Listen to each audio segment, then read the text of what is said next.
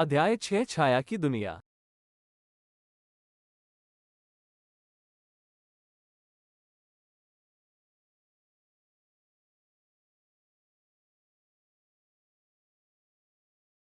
आपको बहुत सावधान रहना होगा, क्योंकि आप आसानी से अकार्बनिक प्राणियों के शिकार बन सकते हैं, डॉन हुआन ने मुझे काफी अप्रत्याशित रूप से बताया। हालांकि हम सिर्फ सपने देखने के लिए पूरी तरह से असंबंधित कुछ के बारे में बात कर रहे थे। उनके बयान ने मुझे आश्चर्यचकित कर दिया। हमेशा की तरह मैंने अपना बचाव करने की कोशिश की। आपको मुझे चेतावनी देने की जरूरत नहीं है, मैं बहुत सावधान हूं, मैंने उसे आश्वासन दिया। अकार्बनिक प्राणी, साजिश के प्रेमी, उन्होंने कहा। मैं इसे महसूस करता हूं और इस तथ्य से खुद को शांत नहीं कर सकता कि वे केवल नौसिखिए क्लेरवॉयंट के लिए जाल बिछाते हैं और इस तरह सपने देखने वाले जिनके पास अब इच्छाएं नहीं हैं, वे हमेशा प्रभावी रूप से संरक्षित होते हैं। उसकी आवाज का स्वर इतना आग्रहपूर्ण था कि मैं तुरंत उसे आश्वस्त करने लगा कि मैं किसी जाल में नहीं पड़ने वाला हूं। आपको इस तथ्य को गंभीरता से लेना होगा कि अकार्बनिक प्राणियों के पास अपने निपटान में अद्भुत उपकरण हैं, उन्होंने जारी रखा। उनकी जागरूकता महान है। उनकी तुलना में हम बच्चे हैं, बहुत सारी ऊर्जा वाले बच्चे जिन्हें वे परेशान करते हैं। मैं उसे बताना चाहता था कि एक अमूर्त स्तर पर मैं उसके विचार और उसकी चिंता को समझता हूं, लेकिन फिलहाल और एक ठोस स्थिति में मुझे चिंता करने का कोई कारण नहीं दिखता है, क्योंकि मैं पूरी तरह से अपने सपने के अभ्यास के नियंत्रण में हूं। डॉन हुआन के फिर से बोलने से पहले कई मिनट की दर्दनाक चुप्पी बीत गई। अचानक विषय बदलते हुए उन्होंने कहा कि वो सपनों के संबंध में अपने निर्देशों के एक बहुत महत्वपूर्ण पहलू पर मेरा ध्यान आकर्षित करना चाहते थे। एक सवाल पर जिस पर मैंने अब तक ध्यान नहीं दिया है। आप पहले ही महसूस कर चुके हैं कि ड्रीम गेट एक विशेष बाधा है, उन्होंने कहा। लेकिन एक बात है जिसे आपने अभी तक नहीं समझा है। फाटकों तक पहुंचने और पार करने के लिए जो कुछ भी एक अभ्यास के रूप में लिया जाता है, वो वास्तव में इन फाटकों को पार करने में मदद नहीं करता है।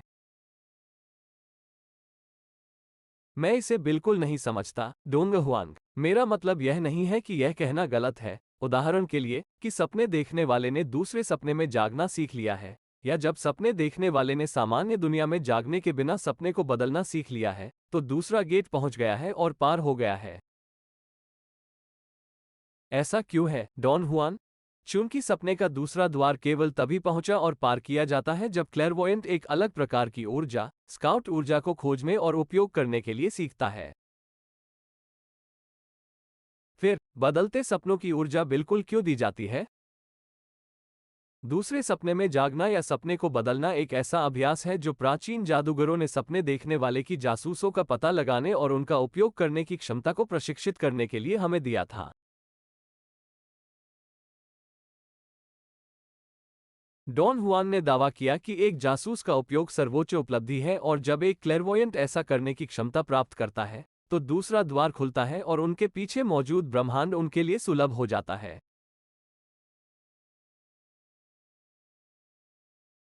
उन्होंने इस बात पर जोर दिया कि यह ब्रह्मांड हमेशा यहाँ मौजूद रहा है, लेकिन हम इसमें प्रवेश नहीं कर सकते क्योंकि हमारे पास ऊर्जा और साहस की कमी है, और यह कि, संक्षेप में, सपनों का दूसरा द्वार अकार्बनिक प्राणियों की दुनिया का प्रवेश द्वार है, और सपने इन द्वारों को खोलने वाली कुंजी है। क्या सपने देखने वाले सपने बदलने के अभ्यास का सहारा लिए बिना सीधे घुसपैठिए का पता लगा सकते हैं? मैंने पूछा। नहीं, किसी भी तरह से, मैंने जवाब दिया। यह अभ्यास बहुत महत्वपूर्ण है। यहाँ एकमात्र सवाल यह है कि क्या इस तरह का व्यायाम एक तरह का है या क्या सपने देखने वाला अन्य अभ्यासों का भी उपयोग कर सकता है? डॉन हुआन ने मुझे धूर्तता से देखा। अपनी उपस्थिति को देखते हुए वो खुद इस सवाल का जवाब देने के लिए मेरा इंतजार कर रहा था। प्राचीन जादूगरों द्वारा वसीयत के रूप में एक अभ्यास की पेशकश करना बहुत मुश्किल है, मैंने अकाट्य आत्मविश्वास के साथ कहा। पता नहीं ये कहां से आ सकता था। डॉन हुआन ने सहमति व्यक्त की कि मैं बिल्कुल सही था और कहा कि प्राचीन जादूगरों ने हमें इन दुश्मनों में से प्रत्येक के पीछे मौजूद विशेष दुनिया में सपनों के द्वार से गुजरने के लिए कई अद्भुत अभ्यासों से वंचित किया।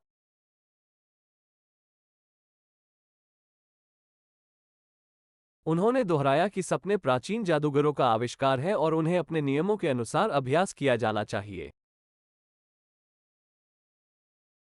उन्होंने 3 चरणों के अनुक्रम के संदर्भ में दूसरे दुश्मन के नियमों का वर्णन किया।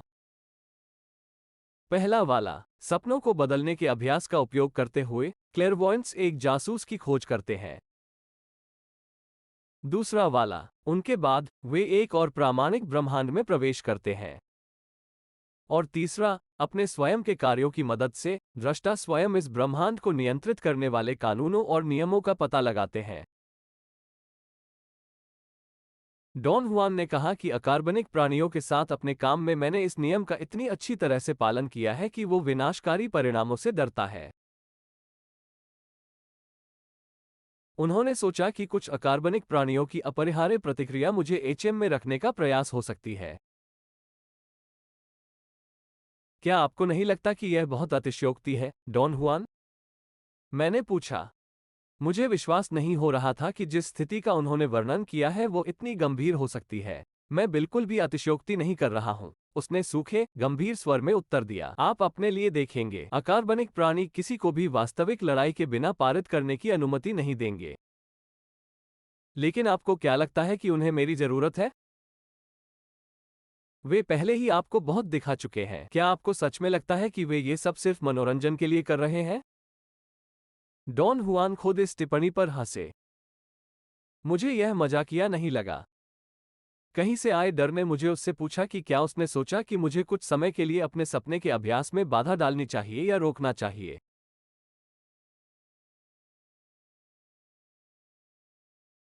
जब तक आप दूसरे द्वार से परे ब्रह्मांड में प्रवेश नहीं करते, तब तक आपको अपना सपना जारी रखना चाहिए, उसने उत्तर दिया। मेरा मतलब है, केवल आप ही अकार्बनिक प्राणियों के प्रलोभनों को स्वीकार या अस्वीकार कर सकते हैं।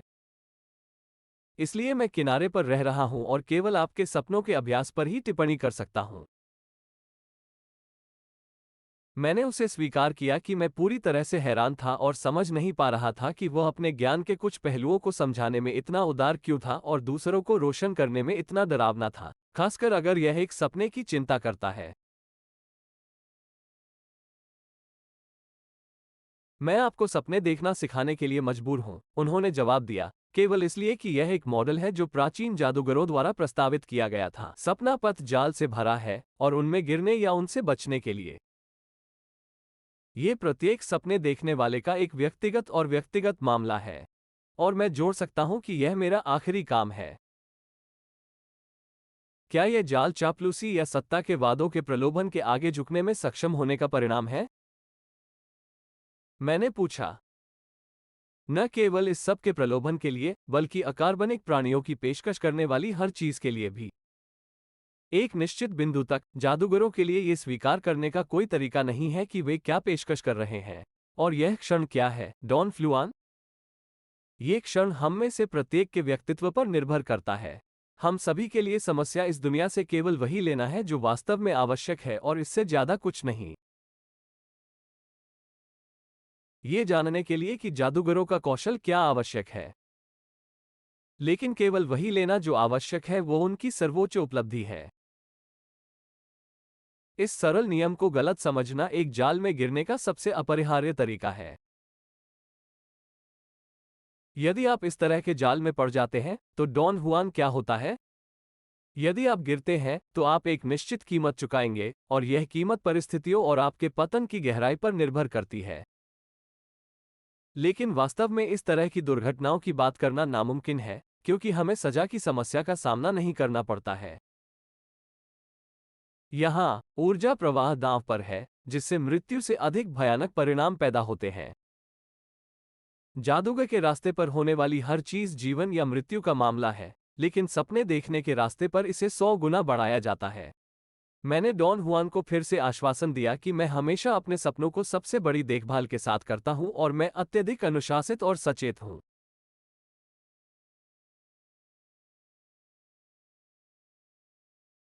मुझे पता है कि यह मामला है, उन्होंने जवाब दिया, लेकिन मैं चाहता हूं कि आप और भी अधिक अनुशासित हो और सपने से जुड़ी हर चीज को बेहद नाजुक तरीके से करें।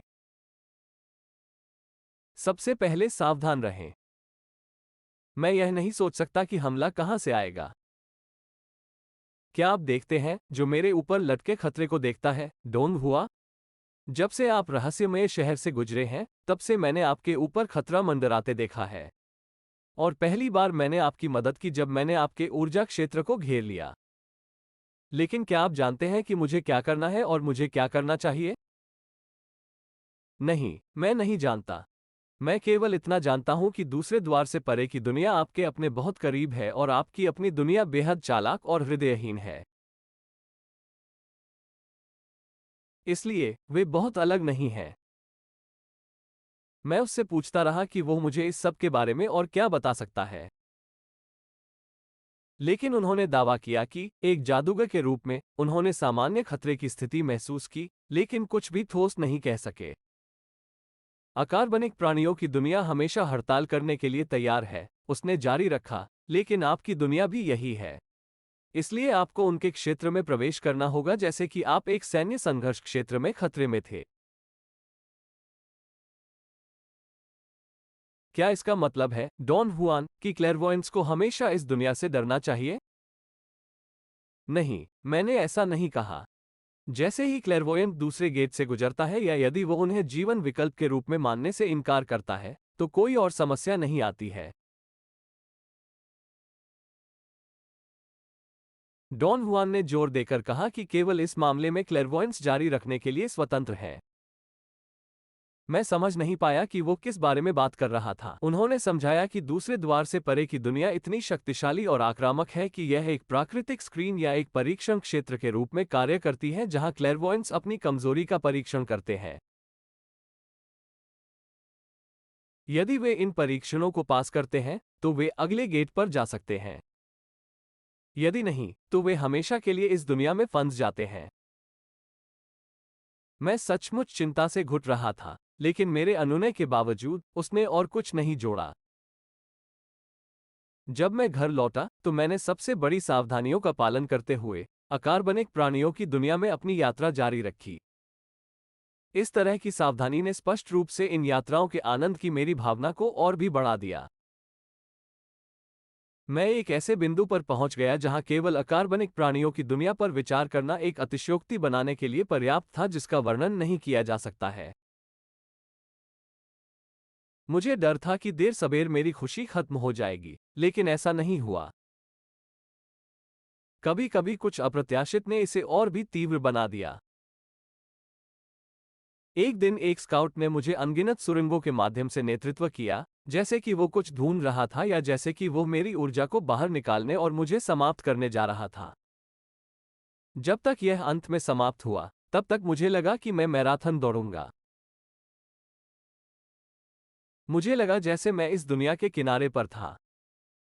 अधिक सुरंगें नहीं थीं। मैं केवल खालीपन से घिरा हुआ था। फिर कुछ ने मेरे सामने जगह को जलाया। प्रकाश एक अप्रत्यक्ष स्रोत से आया था। यह एक माथत विसरित प्रकाश था, जो सब कुछ ग्रे या भूरे रंग का था।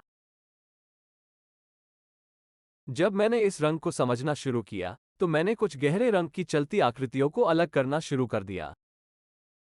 अंत में, यह मुझे लग रहा था कि इन चलती आंकड़ों पर मेरे सपने का ध्यान केंद्रित करने से उन्हें और अधिक महत्वपूर्ण बना दिया गया। मैंने देखा कि उनमें से 3 किस्में थीं। उनमें से कुछ गोल थे, गेंदों की तरह, अन्य घंटियों से मिलते जुलते थे, और कुछ एक विशाल लहरदार मोमबत्ती की लौ की तरह थे।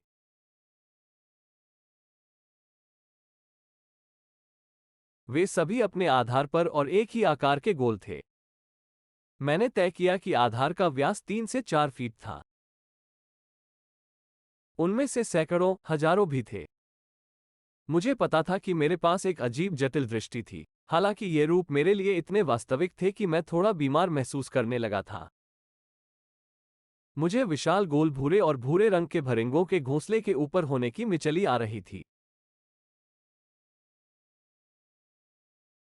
मैं सुरक्षित महसूस कर रहा था क्योंकि मैं उनके ऊपर तैर रहा था। हालांकि, मैंने इन सभी विचारों को उस समय त्याग दिया जब मुझे एहसास हुआ कि सुरक्षित या असहज महसूस करना पूरी तरह से मूर्खतापूर्ण होगा, जैसे कि यह एक वास्तविक जीवन की स्थिति थी। लेकिन जितनी देर मैंने इन बीटल जैसे रूपों को देखा, मैं उतना ही चिंतित हो गया कि वे मुझे छूने वाले थे।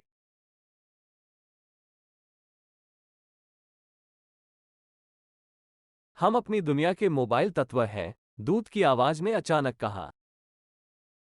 डरो मत। हम ऊर्जा है और सुनिश्चित करें कि हम आपको छूने नहीं जा रहे हैं। ये पूरी तरह से असंभव होगा। हम वास्तविक सीमाओं से अलग हैं। एक लंबे ठहराव के बाद आवाज ने कहा, हम चाहते हैं कि आप हमसे जुड़ें। हमारे पास आओ और आमतौर पर सहज महसूस करो। आप स्काउट्स के साथ असहज महसूस नहीं करते थे और मैं मेरे साथ असहज महसूस नहीं करता। स्काउट्स और मैं एक दूसरे की तरह हैं। मेरे पास घंटी का आकार है और स्काउट्स मोमबत्ती की लौ की तरह है। यह अंतिम कथन निश्चित रूप से मेरे ऊर्जा शरीर की किस्मों के लिए एक भ्रम था। ये सुनने के बाद मेरी मतली और डर गायब हो गया। मैं उनके स्तर पर उतरा और गेंदों, घंटियों और लपटों ने मुझे घेर लिया। वे मेरे इतने करीब आ गए कि अगर मेरे पास एक भौतिक शरीर होता, तो वे मुझे छू लेते। इसके बजाय, हम सीमाओं से घिरे हवा के बादलों की तरह एक दूसरे से गुजरे। उस पल में, मुझे एक अविश्वसनीय भावना थी। हालांकि मेरे ऊर्जा शरीर को जो कुछ भी हो रहा था, उस पर कोई विशेष प्रतिक्रिया नहीं हुई। मैंने खुद के कुछ अनिश्चित हिस्से में एक बहुत ही असामान्य गुदगुदी सनसनी महसूस की और नोट किया। मेरे माध्यम से, जैसे कि मुझे बिल्कुल प्रभावित नहीं कर रहा है, कुछ नर्म हवादार संस्थाएं गुजर गईं। ये भावना अस्पष्ट और क्षणभंगुर थी, और मेरे पास इसे पूरी तरह से महसूस करने का समय नहीं था। इस पर अपने सपने का ध्यान केंद्रित करने के बजाय, मैंने खुद को ऊर्जा के बड़े बुलबुले को देखने में पूरी तरह से विसर्जित करने की अनुमति दी। मुझे ऐसा लग रहा था कि मेरे और छाया संस्थाओं के बीच कुछ समानता थी। कम से कम इस स्तर पर हमारे आकार के संदर्भ में। शायद यह इसलिए था क्योंकि मैंने उन्हें अपने ऊर्जा शरीर के आकार से आंका था, और इस आनुपातिकता ने मुझे उनके साथ लगभग सहज महसूस करने की अनुमति दी। बाद में अपनी यादों का विश्लेषण करने की कोशिश करते हुए, मैं इस निष्कर्ष पर पहुंचा कि मुझे वे बिल्कुल याद नहीं हैं। वे अवैयक्तिक, ठंडे, विवादास्पद थे, और इसमें वे खुद के समान थे। एक पल के लिए मैं चिंतित था। ये कैसे हो सकता है कि उनके लिए मेरी नापसंदगी 1 मिनट से अधिक नहीं चली और अचानक स्वीकृति को पूरा करने का रास्ता दिया? हो सकता है कि यह स्वप्न प्रक्रिया का एक स्वाभाविक परिणाम था, या इन संस्थाओं द्वारा मुझ पर लगाए गए एक विशेष ऊर्जा प्रभाव का परिणाम था।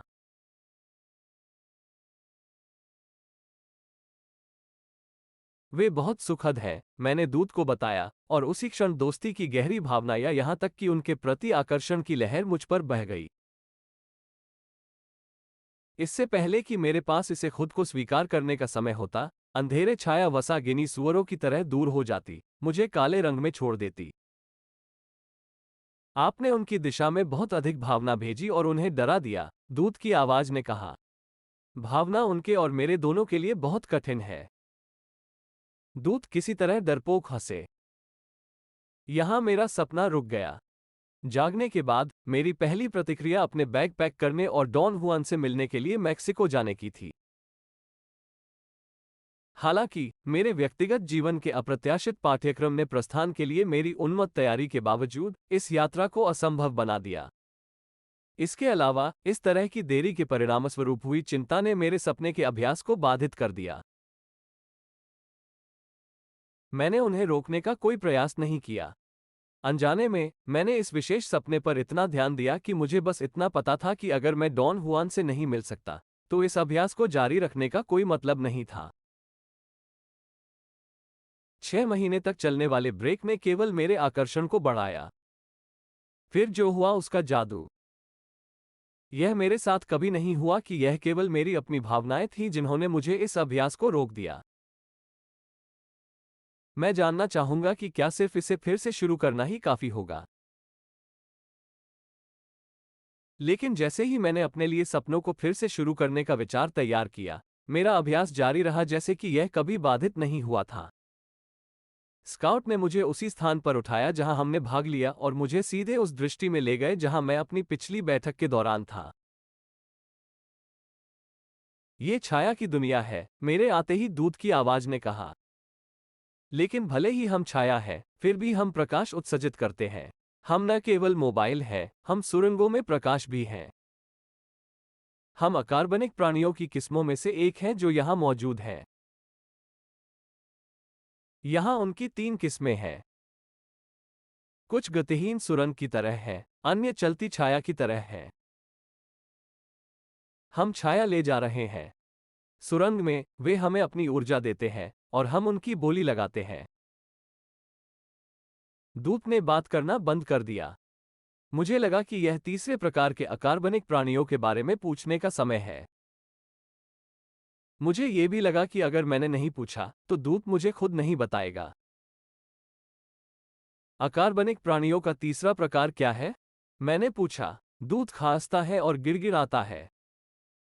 मुझे ऐसा लग रहा था जैसे इसने उसे बहुत खुशी दी है कि मैंने आखिरकार यह सवाल पूछा। ओह, ये सबसे रहस्यमय प्रकार है, उन्होंने कहा। ये हमारे आगंतुकों के लिए तभी खुलता है जब वे हमारे साथ रहने का फैसला करते हैं। क्यों? मैंने पूछा। उन्हें देखने में बहुत ऊर्जा लगती है, दूत ने उत्तर दिया। और हमें यह ऊर्जा प्रदान करनी चाहिए। मुझे पता था कि दूत मुझे सच बता रहा था। मुझे यह भी पता था कि मेरे ऊपर एक बड़ा खतरा मंडरा रहा था। असीम जिज्ञासा ने मुझे जब्त कर लिया। मैं इस तीसरी किस्म को देखना चाहता था। दूत मेरे मूड के बारे में पता लग रहा था। क्या आप उन्हें देखना चाहेंगे? उसने अप्रत्याशित रूप से पूछा। बिल्कुल, मैंने जवाब दिया। आपको बस इतना कहना है कि आप हमारे साथ रहना चाहते हैं। लेकिन अगर मैं ऐसा कहूं, तो मुझे रहना होगा, है ना? मैंने पूछा, और स्वाभाविक रूप से, दूत ने कहा, फिर अत्यंत दृढ़ विश्वास के साथ। इस दुनिया में, आप जो कुछ भी जोर से कहते हैं वो एक वास्तविकता बन जाता है। मैं मदद नहीं कर सकता था, लेकिन ये सोच सकता था कि अगर दूत मुझे रहने में धोखा देना चाहता है, तो उसके लिए उसे सिर्फ झूठ बोलना होगा, और मैं झूठ को सच्चाई से अलग नहीं कर पाऊंगा। मैं आपसे झूठ नहीं बोल सकता क्योंकि झूठ मौजूद नहीं है, दूत ने मेरे विचारों पर हमला करते हुए कहा। मैं केवल आपको बता सकता हूं कि क्या मौजूद है। मेरी दुनिया में केवल इरादा है। झूठ में इरादा नहीं होता, इसलिए यह मौजूद नहीं है। मैं तर्क देना चाहता था कि झूठ के पीछे भी एक इरादा है। लेकिन इससे पहले कि मैंने अपनी आपत्ति को जोर से आवाज दी, दूत ने कहा कि झूठ के पीछे एक इरादा है, लेकिन वह इरादा एक इरादा नहीं है। मैं दूत आपत्ति करने के लिए मेरा सपना देख ध्यान पकड़ करने में असमर्थ था। ये छाया प्राणियों की ओर बढ़ गया। अचानक मैंने देखा कि वे अजीब भरोसेमंद जानवरों के झुंड की तरह लग रहे थे। दूत की आवाज ने मुझे अपनी भावनाओं को नियंत्रण में रखने के लिए चेतावनी दी, क्योंकि भावनाओं के अचानक आवेग उन्हें पक्षियों के झुंड की तरह तितर बितर कर सकते हैं। मुझे क्या करना है? मैंने पूछा। हमारी तरफ नीचे आओ और हमें खींचने या धक्का देने की कोशिश करो, दूत की आवाज ने मुझे निर्देश दिया।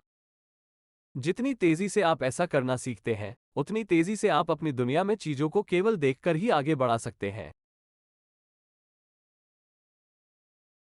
मेरे व्यवहारिक दिमाग ने इस पर तुरंत प्रतिक्रिया दी।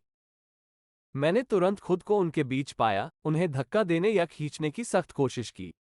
अंत में, मैंने अपनी ऊर्जा पूरी तरह से समाप्त कर दी। तब मुझे लगा कि मैं कुछ ऐसा ही करने की कोशिश कर रहा हूं जैसे खुद को बालों से उठाने की कोशिश कर रहा हूं। मुझे एक और छाप थी। जितना अधिक मैंने तनाव दिया, उतनी ही छाया दिखाई दी। यह ऐसा था जैसे वे मुझे देखने या मुझ पर भोजन करने के लिए सभी कोनों से दिखाई दे रहे थे। जिस क्षण मैंने सोचा कि ये छायाएं तुरंत बिखर गईं। हम आप पर फीड नहीं करते हैं, दूत ने कहा। हम सब आपकी ऊर्जा में बेशक आते हैं। ये बहुत कुछ वैसा ही है जैसा आप ठंड के दिन सूरज की रोशनी के साथ करते हैं। दूत ने मुझे अपने संदेह पर ध्यान केंद्रित किए बिना उनके लिए खुलने का आग्रह किया। मैंने यह आवाज सुनी और जैसा कि मैंने सुना कि वह क्या कह रहा था, मुझे एहसास हुआ कि मैं ठीक उसी तरह सुन रहा था, महसूस कर रहा था और सोच रहा था जैसे मैं इसे अपने दैनिक जीवन में करता हूं। मैं धीरे धीरे घूमने लगा। अपनी धारणा की स्पष्टता को मापने के बाद मैं इस निष्कर्ष पर पहुंचा कि मैं वास्तविक दुनिया में हूं। मेरे कानों में दूत की आवाज बजती रही। उन्होंने कहा कि मेरे लिए मेरी दुनिया की धारणा और उनकी दुनिया की धारणा के बीच एकमात्र अंतर यह है कि उनकी दुनिया की धारणा शुरू हुई और पलक झपकते ही समाप्त हो गई।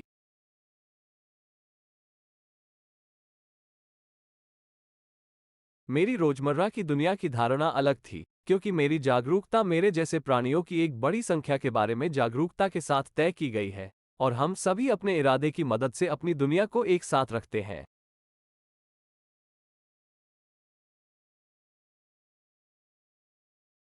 दूत ने कहा कि अकार्बनिक प्राणियों के लिए मेरी दुनिया की धारणा उसी तरह से पलक झपकते ही शुरू और समाप्त होती है,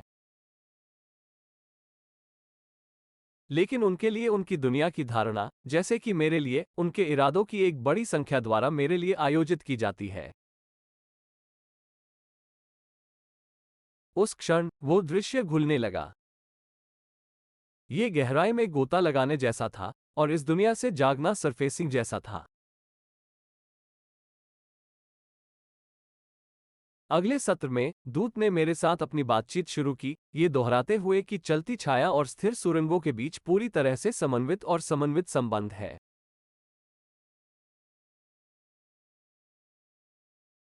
उन्होंने अपने बयान को उन शब्दों के साथ समाप्त किया जो हम एक दूसरे के बिना मौजूद नहीं हो सकते। मैं आपके स्पष्टीकरण को समझता हूं, मैंने उत्तर दिया।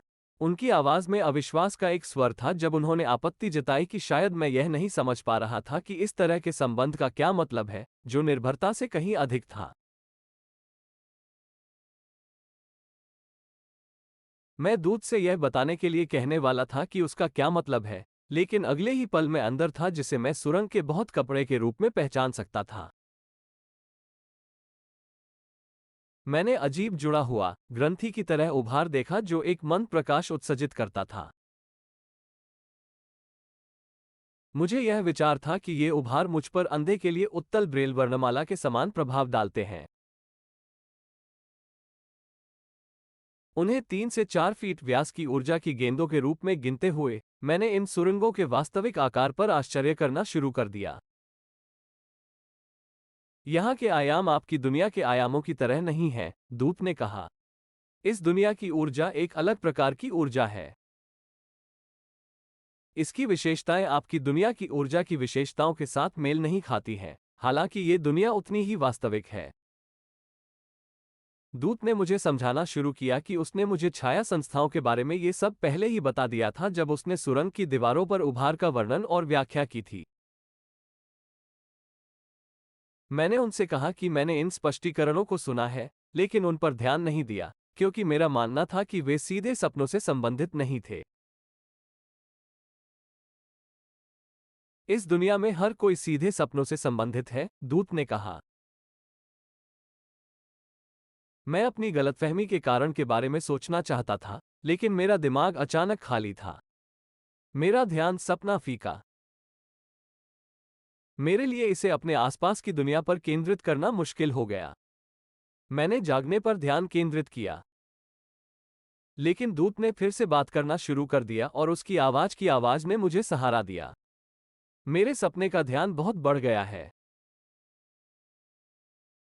एक सपना एक रथ है जो सपने देखने वालों को इस दुनिया में लाता है, दूत ने कहा। और हर जादूगर सपनों के बारे में जानता है, क्योंकि हमने उसे सिखाया था। हमारी दुनिया आपके दरवाजे से जुड़ी है, जिसे सपना कहा जाता है। हम जानते हैं कि उस दरवाजे से कैसे गुजरना है, लेकिन लोग नहीं करते। उन्हें इसे सीखना होगा। दूत की आवाज मुझे समझाने लगी कि उसने पहले क्या कहा था। उन्होंने कहा कि सुरंग की दीवारों के उभार छाया जीव हैं, और मैं उनमें से एक हूं। हम अपनी दीवारों के साथ सुरंगों के अंदर चलते हैं, इन सुरंगों की ऊर्जा के साथ खुद को चार्ज करते हैं, जो हमारी ऊर्जा है। एक विचार ने मेरे दिमाग पर प्रहार किया। मैं वास्तव में उस प्रकार के रिश्ते की कल्पना नहीं कर सकता था जिसे मैंने देखा था।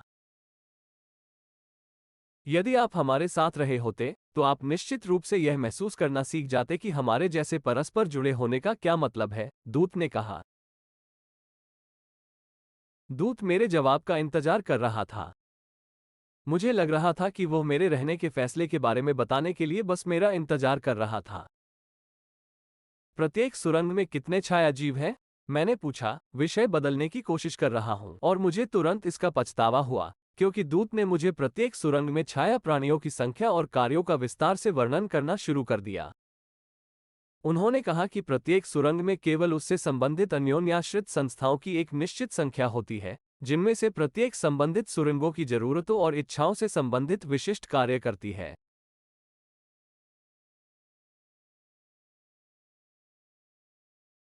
मैं नहीं चाहता था कि दूत विवरण में जाए। मुझे एहसास हुआ कि सुरंगों और छाया प्राणियों के बारे में मैं जितना कम जानता हूं, मेरे लिए उतना ही बेहतर है। जिस क्षण मैंने इस विचार को तैयार किया, दूत रुक गया और मेरा ऊर्जा शरीर तेजी से झटका लगा, जैसे कि एक केबल खींच लिया गया हो। अगले ही पल मैं अपने बिस्तर में पूरी तरह से जाग गया था। तब से मुझे कोई और डर नहीं है जो मेरे सपने के अभ्यास को बाधित कर सके। एक और विचार मुझे पकड़ने लगा। यह विचार कि मैंने अद्वितीय आनंद का स्रोत खोजा है। हर दिन मैं मुश्किल से उस पल का इंतजार करता था जब मैंने सपने देखना शुरू किया और स्काउट मुझे छाया की दुनिया में ले गया। एक अतिरिक्त आकर्षण ये भी था कि छाया की दुनिया के मेरे दर्शन पहले की तुलना में जीवन की तरह और भी अधिक हो गए। सामान्य विचारों, सामान्य दृश्य और श्रवण संवेदनाओं, मेरे शरीर की सामान्य प्रतिक्रियाओं के मानकों के दृष्टिकोण से देखते हुए, तब तक जब तक मेरे अनुभव जारी रहे, ये सब सामान्य दुनिया में किसी भी स्थिति के रूप में वास्तविक था।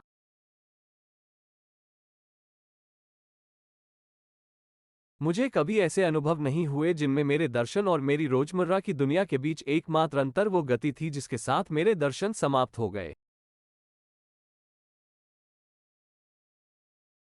एक पल मैं एक अजीब लेकिन वास्तविक दुनिया में था। अगले दिन मैं अपने बिस्तर पर था।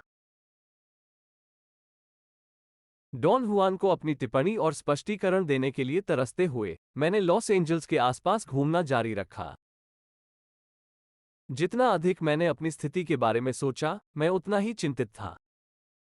मुझे ये भी महसूस होने लगा कि अकार्बनिक प्राणियों की दुनिया में मेरे ऊपर भारी गति से कुछ खतरा आ रहा है।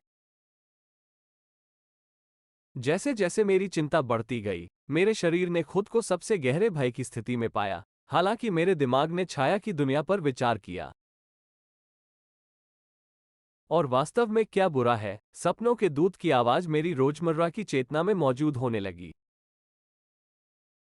एक दिन अपने विश्वविद्यालय की कक्षाओं के दौरान मैंने एक आवाज सुनी जिसमें कहा गया था कि मेरे सपनों के अभ्यास को रोकने के लिए मेरी ओर से कोई भी प्रयास मेरे वैश्विक लक्ष्यों को नुकसान पहुंचाएगा। उन्होंने दावा किया कि योद्धा समस्याओं से दूर नहीं भागते हैं, कि मेरे पास अपना अभ्यास रोकने का कोई उचित कारण नहीं है। मैं दूत से सहमत था, मेरा खुद कुछ भी रोकने का कोई इरादा नहीं था, और आवाज ने केवल मेरी इस भावना की पुष्टि की। और इस समय न केवल दूत बदल गया है, बल्कि दृश्य पर एक नया जासूस दिखाई दिया है। एक दिन, इससे पहले कि मेरे पास अपने सपने की वस्तुओं की विशेषताओं का अध्ययन शुरू करने का समय होता, एक जासूस सचमुच मेरे सामने कूद गया और आक्रामक रूप से मेरे सपने का ध्यान आकर्षित किया। इस स्काउट की एक उल्लेखनीय विशेषता ये थी कि उसे ऊर्जा कायापलट से नहीं गुजरना पड़ा। शुरुआत से ही यह ऊर्जा के बुलबुले जैसा दिखता था। पलक झपकते ही स्काउट ने मुझे ऐसा करने के मेरे इरादे की अभिव्यक्ति की प्रतीक्षा किए बिना अकार्बनिक प्राणियों की दुनिया के एक पूरी तरह से अलग हिस्से में कृपान दांतेदार बाघों की दुनिया में पहुंचाया। अपने पहले के कार्यों में मैंने पहले ही इन दृष्टांतों की झलक का वर्णन किया है। मैंने झलक कहा क्योंकि मेरे पास उन दुनिया को व्यक्त करने के लिए पर्याप्त ऊर्जा नहीं थी जिन्हें मैंने अपने तर्कसंगत रूप से सोचने वाले दिमाग को समझने योग्य तरीके से माना था।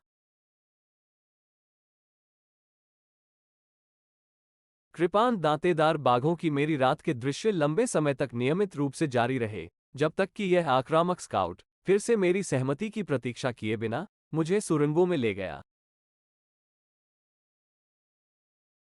मैंने दूत की आवाज सुनी। उन्होंने तुरंत अब तक के सबसे लंबे और सबसे खत टियर में लॉन्च किया। उन्होंने मुझसे अकार्बनिक प्राणियों की दुनिया के असाधारण लाभों के बारे में बात की। उन्होंने ज्ञान प्राप्त करने के बारे में बात की जो मेरे दिमाग को उल्टा कर देगा, और यह केवल एक साधारण क्रिया द्वारा प्राप्त किया गया था, इन अद्भुत सुरंगों में रहने के लिए सहमत होना। उन्होंने अवर्णनीय गतिशीलता के बारे में बात की, चीजों के सार को सीखने के लिए अंतहीन समय के बारे में, और सबसे बढ़कर ब्रह्मांडीय नौकरों के ध्यान की वस्तु होने की संभावना के बारे में जो मेरी थोड़ी सी भी इच्छा को पूरा करेंगे। ब्रह्मांड के सबसे अविश्वसनीय रूप से दूरस्थ छोर से जागरूक प्राणी हमारे साथ रहने की इच्छा व्यक्त करते हैं। वे हमारे साथ रहना पसंद करते हैं, दूत ने अपनी बातचीत का समापन करते हुए कहा। वास्तव में अब तक कोई भी छोड़ना नहीं चाहता है। उस समय मुझे एक विचार था। सेवा में मेरा स्वभाव मेरे लिए पूरी तरह से पराया है। मैंने कभी भी नौकरों या उनकी सेवा करने वालों को मंजूरी नहीं दी है। स्काउट ने मुझे उठाया और मुझे कई सुरंगों के माध्यम से ले गया। हम एक सुरंग में रुक गए जो किसी तरह दूसरों से बड़ी लग रही थी। मेरा सपना ध्यान सुरंग के आकार और स्थान पर केंद्रित था। यह वहां एक तरह से चिपके रहे और मैं पीछे मुड़कर नहीं देख सका। मेरा सपना ध्यान ऊर्जा की एक बूंद पर केंद्रित था, छाया प्राणियों की तुलना में थोड़ा अधिक। यह नीला था, मोमबत्ती की लौ के केंद्र में नीले रंग की तरह। मुझे पता था कि यह ऊर्जा विन्यास एक छाया नहीं था और यह पहले यहां नहीं था। इसे महसूस करते हुए मैं अपने बारे में भूल गया। स्काउट ने मुझे छोड़ने का संकेत दिया, लेकिन कुछ ने मुझे उसके संकेत से प्रतिरक्षित कर दिया। मैं कुछ चिंता महसूस कर रहा हूं, फिर भी मैं वहीं रहा जहां मैं था। हालांकि स्काउट के संकेतों ने मेरी एकाग्रता को बाधित कर दिया और मैंने इस नीली वर्दी की दृष्टि खो दी। अचानक एक विशाल बल ने मुझे अपनी धुरी पर घूमने के लिए मजबूर किया और मुझे सीधे नीली चमक में ले गया। जैसा कि मैंने इसे देखा, यह एक आदमी के आकार पर ले गया। बहुत छोटा, पतला, नाजुक, लगभग पारदर्शी। मैंने यह निर्धारित करने की सख्त कोशिश की कि यह एक पुरुष या महिला थी, लेकिन मैंने कितनी भी कोशिश की, मैं नहीं कर सका। इस बारे में दूत से पूछने के मेरे प्रयास भी असफल रहे। वह अचानक उड़ गया, मुझे इस सुरंग में एक अजनबी के साथ आमने सामने निलंबित कर दिया। मैंने इस व्यक्ति से बात करने की कोशिश की क्योंकि मैं दूत से बात कर रहा था, लेकिन मुझे कोई प्रतिक्रिया नहीं मिली। मुझे निराशा की लहर महसूस हुई कि मैं हमें अलग करने वाली बाधा को नहीं तोड़ सकता। फिर मुझे किसी ऐसे व्यक्ति के साथ अकेले रहने के डर से जब्त कर लिया गया जो दुश्मन हो सकता है। एक अजनबी की उपस्थिति में मुझे बहुत सारी प्रतिक्रियाएं मिली। मैंने ये भी महसूस किया कि मुझे पता था कि स्काउट ने आखिरकार मुझे एक और इंसान दिखाया है जो इस दुनिया में पकड़ा गया था। मैं केवल निराश था कि हम संवाद नहीं कर सके, क्योंकि जाहिर है यह अजनबी पुरातनता के जादूगरों में से एक था और दूसरे युग का था। मेरी खुशी और जिज्ञासा जितनी अधिक हो गई, मैं उस क्षण तक भारी हो गया जब मैं बहुत भारी हो गया और कैलिफोर्निया विश्वविद्यालय के पास एक पार्क में अपने शरीर में खुद को वापस नहीं पाया।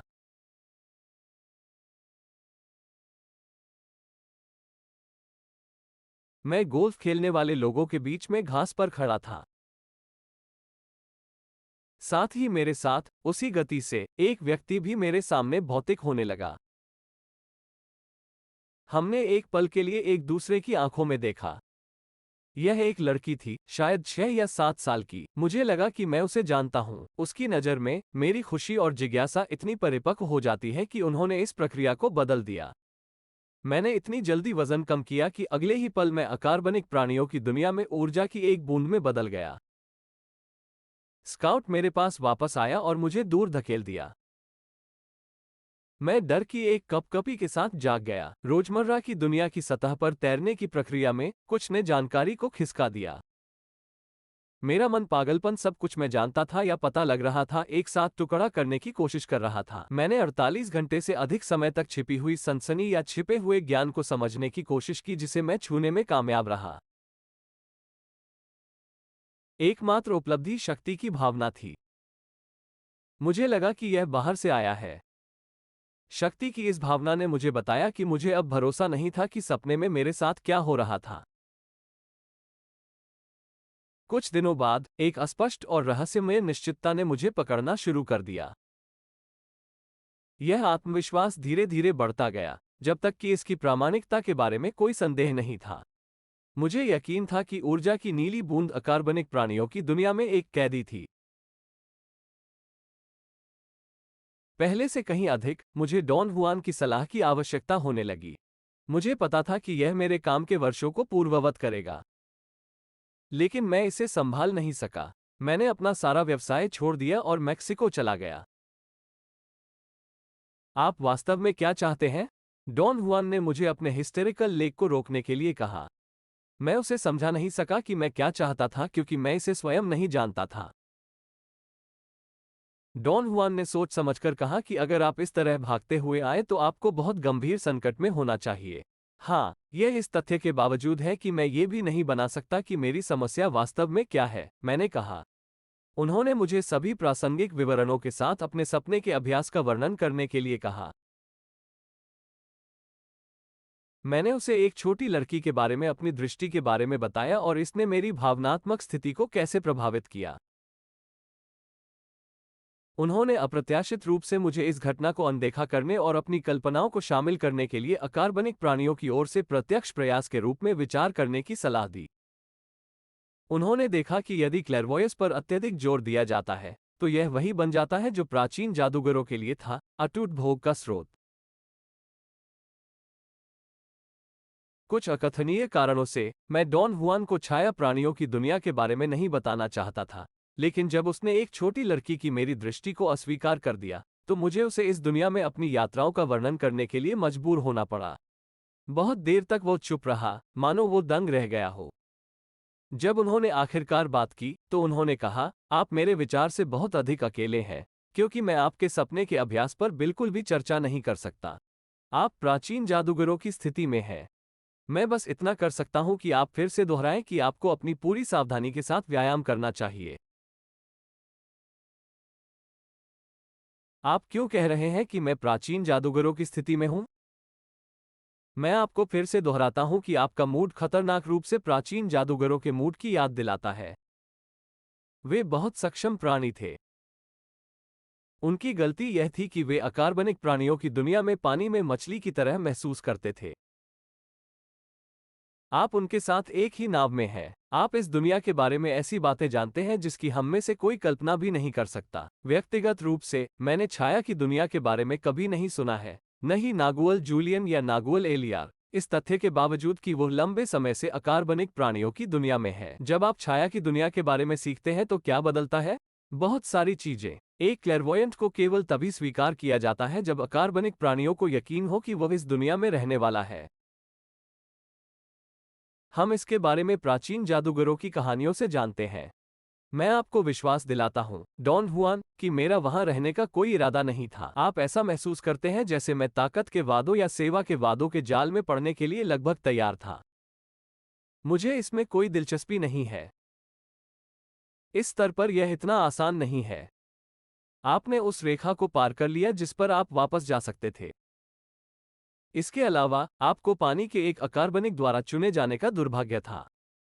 क्या आपको याद है कि उन्होंने आपको एक बार कैसे नाराज किया था? वे आश्रित और मालिक हैं, और यदि वे किसी को हुक पर पकड़ते हैं, तो वे उन्हें कभी बाहर नहीं जाने देंगे। लेकिन मेरे मामले में इसका क्या मतलब है, डोंग हुआ? इसका मतलब वास्तव में गंभीर समस्या है।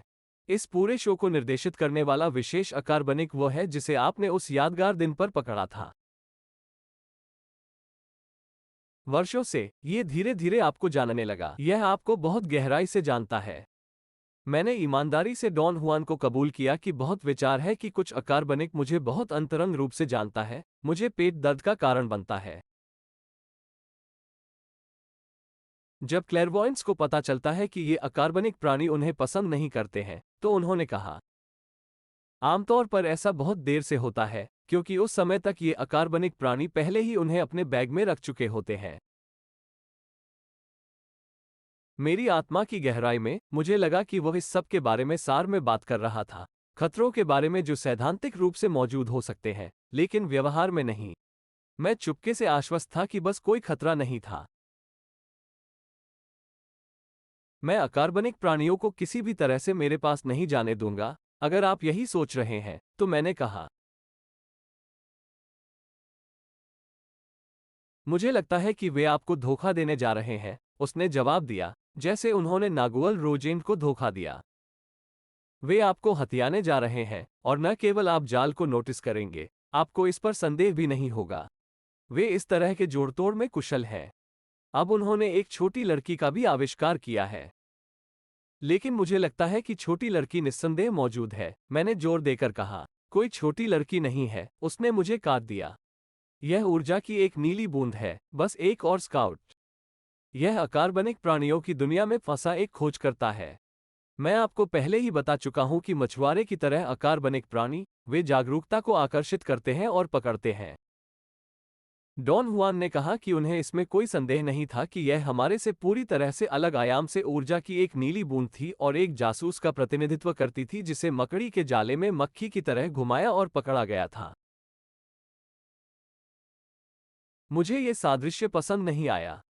उसने मुझे परेशान किया, जिससे शारीरिक परेशानी हुई। मैंने डॉन हुआन से इसका उल्लेख किया, लेकिन उसने मुझे बताया कि इस जासूस कैदी के लिए मेरी चिंता लगभग उसे निराशा की ओर ले जा रही थी। यह आपको परेशान क्यों करता है? मैंने पूछा। उस भ्रामक दुनिया में कुछ पक रहा है, उन्होंने कहा, और मैं वास्तव में क्या तैयार नहीं कर सकता। जब तक मैं डॉन हुआन और उसके साथियों से घिरा रहा, मैं अकार्बनिक प्राणियों की दुनिया में बिल्कुल भी सपना नहीं देख सकता था। यहाँ मेरा सामान्य अभ्यास मेरे सपने की वस्तुओं पर मेरे सपने देखने का ध्यान केंद्रित करना और मेरे सपनों को बदलना था। मुझे अपनी चिंताओं से विचलित करने के लिए डॉन हुआन ने सुझाव दिया कि मैं बादलों और दूर की पर्वत चोटियों को देखता हूँ। नतीजतन, एक तत्काल भावना थी कि मैं बादलों के साथ समान स्तर पर था और मैं वास्तव में इन दूर की चोटियों पर पहुंच गया था। मैं बहुत खुश हूं, लेकिन साथ ही मैं बहुत चिंतित हूं, डॉन हुआन ने मेरे प्रयासों पर टिप्पणी करते हुए कहा। आपको चमत्कार सिखाया गया है और आप इसे जानते भी नहीं हैं। और मैं यह नहीं देखता कि आपने मेरे साथ बिल्कुल भी अध्ययन किया है। आप अकार्बनिक प्राणियों की बात कर रहे हैं, है ना? हाँ, अकार्बनिक प्राणियों के बारे में। मैं आपको सलाह देता हूं कि किसी भी चीज के करीबी चिंतन में संलग्न न हो।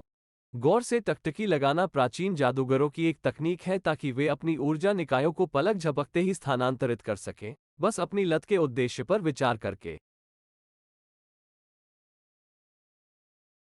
ये बहुत प्रभावशाली तकनीक आधुनिक जादूगरों के लिए पूरी तरह से बेकार है। ये हमें अपनी संयम या स्वतंत्रता की तलाश करने की हमारी क्षमता को बढ़ाने की अनुमति नहीं देता है। ये सब केवल वापसी है और हमें संक्षिप्तता की ओर ले जाता है, सबसे अवांछनीय स्थिति।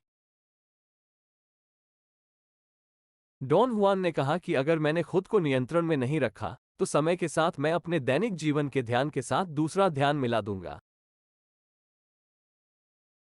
और फिर वो बस असहनीय हो गया होगा। उन्होंने कहा कि दूसरे ध्यान में मेरी गतिशीलता और साधारण दुनिया में मेरी चेतना में लगातार गतिहीनता के बीच एक खतरनाक दरार थी।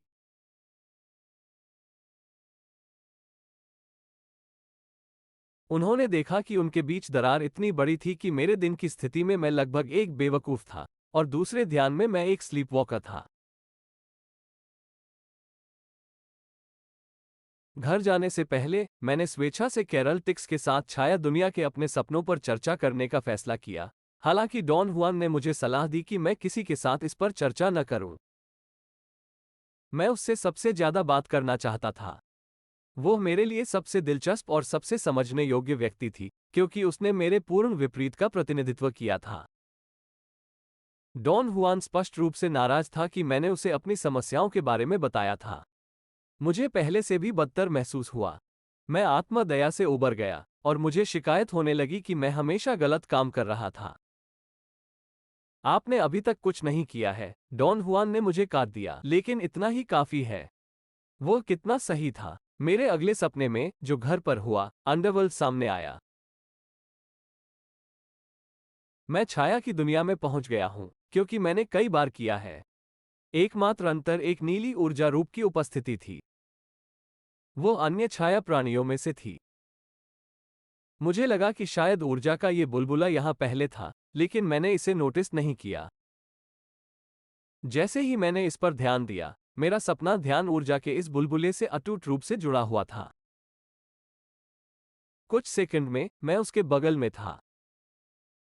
हमेशा की तरह अन्य छायाओं ने भी मुझसे संपर्क किया, लेकिन मैंने उन पर कोई ध्यान नहीं दिया। अचानक यह नीला गोल आकार उस छोटी लड़की में बदल गया जिसे मैंने पहले ही देखा था। उसने मेरी दिशा में अपनी पतली, नाजुक, लंबी गर्दन को फैलाया और बमुश्किल श्रव्य कानाफूसी में कहा, मेरी मदद करो। या तो उसने वास्तव में ये कहा या मैंने कल्पना की कि उसने ये कहा है। परिणाम वही था। मैं जमे हुए खड़ा था, गंभीर चिंता से विद्युतीकृत। मुझे ठंड महसूस हुई, लेकिन ये भावना मेरी ऊर्जा के द्रव्यमान के भीतर से नहीं आई। मुझे अपने दूसरे हिस्से में कहीं ठंड महसूस हुई। पहली बार मुझे पूरी तरह से एहसास हुआ कि मैं जो अनुभव कर रहा था वो इंद्रियों से आने वाली सामान्य संवेदनाओं की तरह नहीं था। मैं छाया की दुनिया को महसूस कर सकता था, वो सब कुछ अनुभव कर रहा था जिसे मैं आमतौर पर एक अनुभव मानता था। मैं सोच सकता था, मूल्यांकन कर सकता था, निर्णय ले सकता था, मेरे पास मनोवैज्ञानिक निरंतरता थी। तो मैं खुद था। मेरा केवल एक हिस्सा गायब था, भावना का हिस्सा। मुझे शरीर की कोई संवेदना नहीं थी। सभी छापे दृष्टि और श्रवण के माध्यम से आए। मेरा मन तब एक अजीब समस्या में भाग गया। देखना और सुनना भौतिक वास्तविकता नहीं थी, बल्कि उभरते हुए दर्शन के गुण थे। आप वास्तव में देखते हैं और सुनते हैं, दूत की आवाज ने कहा, मेरे विचारों में घुसपैठ। यही इस जगह की खूबसूरती है। क्या आप अपनी सांस का उपयोग किए बिना देखने और सुनने के माध्यम से ये सब महसूस कर सकते हैं? इसके बारे में सोचो। आपको सांस लेने की जरूरत नहीं है। आप इस दुनिया में कहीं भी जा सकते हैं और सांस नहीं ले सकते। भावनाओं का एक रोमांचक रैप मेरे माध्यम से भाग गया। और फिर, ये भावना छाया की दुनिया से संबंधित नहीं थी, इसे कहीं और महसूस किया गया था। मैं स्पष्ट, यद्यपि अस्पष्ट, ये समझते हुए बहुत उत्साहित था कि मेरे बीच घनिष्ठ संबंध है, जो अनुभव कर रहा है, और ऊर्जा का स्रोत, संवेदी संवेदनाओं का स्रोत, जो कहीं और स्थित है। यह मेरे साथ हुआ कि यह एक और जगह है, मेरा भौतिक शरीर, जो बिस्तर पर सोता है। जैसे ही यह विचार उत्पन्न हुआ, छाया जीव बिखर गए और केवल एक छोटी लड़की मेरी दृष्टि के क्षेत्र में बनी रही। मैंने उसकी तरफ देखा और बहुत जल्द आश्वस्त हो गया कि मैं उसे जानता हूं। इसने यह आभास दिया कि वो डगमगा रही थी, जैसे कि वो बेहोशी के करीब थी। सहानुभूति की एक अंतहीन लहर मुझ पर बह गई। मैंने उससे बात करने की कोशिश की, लेकिन मैं आवाज नहीं लगा सका। मेरे लिए यह स्पष्ट हो गया कि दूत के साथ मेरे सभी संवाद दूत की ऊर्जा की कीमत पर किए गए और किए गए। अकेला छोड़ दिया, मैं असहाय था। फिर मैंने अपने विचारों को लड़की को निर्देशित करने की कोशिश की। ये बेकार था। हम एक ऊर्जा अवरोध से अलग हो गए थे और मैं इसे तोड़ नहीं सका। इस छोटी लड़की ने, जाहिरा तौर पर, मेरी निराशा को समझा और प्रत्यक्ष विचारों का उपयोग करते हुए खुद मेरे साथ संवाद करना शुरू कर दिया। वास्तव में, उसने मुझे वही बात बताई जो डॉन हुआन ने मुझे पहले ही बता दी थी। वो इस दुनिया के वेब में पकड़ा गया एक जासूस था। फिर उसने कहा कि उसने एक छोटी लड़की का रूप ले लिया है, क्योंकि यह रूप मेरे और उसके दोनों से परिचित था, और उसे भी मेरी मदद की जरूरत थी, जैसा कि मुझे उसकी जरूरत थी। उसने मुझे ये सब भावनाओं के एक ऊर्जावान समूह में व्यक्त किया जो मुझे शब्दों की तरह पहुंचा। मुझे समझने में कोई कठिनाई नहीं हुई, हालांकि मेरे साथ ऐसा पहली बार हुआ। पता नहीं क्या करना है। मैंने अपनी शक्तिहीनता की भावना को व्यक्त करने की कोशिश की। जाहिर है, वो मुझे तुरंत समझ गई। उसने चुपचाप अपने जलते हुए टकटकी से मुझसे विनती की। उसकी मुस्कान मुझे ये बताने के लिए लग रही थी कि यह मेरे लिए था कि उसने उसे उन बेड़ियों से मुक्त करने का अवसर छोड़ दिया जो उसे बांधती थीं। जब मैंने मानसिक रूप से आपत्ति जताई कि मेरे पास ऐसा करने का कोई तरीका नहीं है, तो उसने मुझे निराशा के गले में एक हिस्टेरिकल बच्चे की छाप दी। मैंने उससे बात करने की कोशिश की। छोटी लड़की वास्तव में रो रही थी, क्योंकि उसकी उम्र में केवल एक बच्चा रो सकता है। निराशा और भय महसूस करते हुए मैं उसके आंसू नहीं रोक सका। मैंने उसे सिर पर थपथपाने की कोशिश की, लेकिन कोई फायदा नहीं हुआ। मेरी ऊर्जा का द्रव्यमान इसके माध्यम से गुजर रहा था। मुझे उसे लेने और उसे अपने साथ ले जाने का विचार था। मैंने ऐसा करने के कई प्रयास किए जब तक कि मैं पूरी तरह से थक नहीं गया। मैंने अपने अगले कदमों के बारे में सोचना बंद कर दिया। मुझे डर था कि जब मैं उसकी दृष्टि खो दूंगा तो मेरा सपने देखने का ध्यान कम हो जाएगा। मैं समझ गया था कि अकार्बनिक प्राणी अब मुझे इस दुनिया के इस विशेष क्षेत्र में फिर से नहीं ले जाना चाहेंगे। मुझे ऐसा लग रहा था कि यह उनकी आखिरी यात्रा थी, एक यात्रा जो इसे सारांशित करती है। और फिर मैंने कुछ अकल्पनीय किया। इससे पहले कि मेरा सपना ध्यान समाप्त हो गया, मैंने अपनी ऊर्जा को इस बंदी जासूस की ऊर्जा के साथ विलय करने और उसे मुक्त करने के अपने इरादे के बारे में जोर से चिल्लाया।